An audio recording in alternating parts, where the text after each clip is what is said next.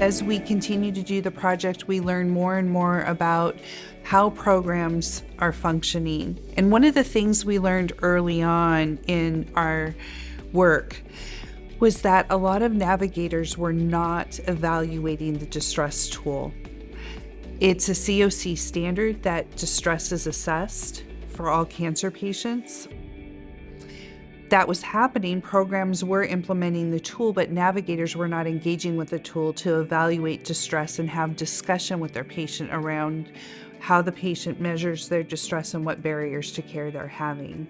The exciting thing, I think, through this experience is we're finding more programs, more navigators are actually embedding that into their practice, and even had a couple of our sites, that was one of their learnings of, wow, we see the power of leveraging the distress tool.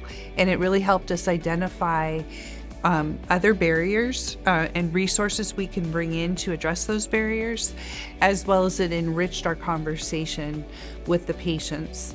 And that to me was really powerful. It was powerful.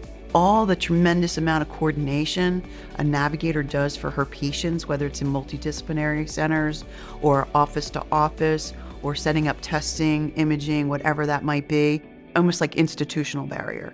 That was definitely is going to be a barrier that we are going to be including into the tool. That was huge, and that was amongst all 5 sites almost immediately. So by testing this on real patients, it made a big difference. One of the biggest challenges were the sites getting through their IRB process. Part of the application, we asked how quickly could they get through their IRB, because we wanted it to be as fast as possible, at least within 2 to 3 weeks. Some of them are up to a couple months. So that really slowed us down and threw us off our timeline. But, overall, we were only probably about a month off of our timeline. So learning curve Yes. for each of the sites.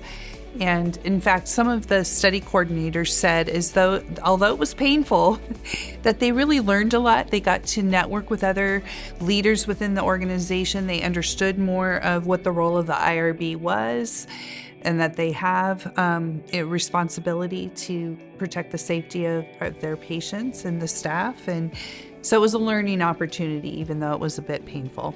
So one of the other learnings that we had during this study was clarifying what is navigation acuity, that this tool is not measuring patient acuity, but really looking at the acuity of navigation. So what is the complexity of care coordination?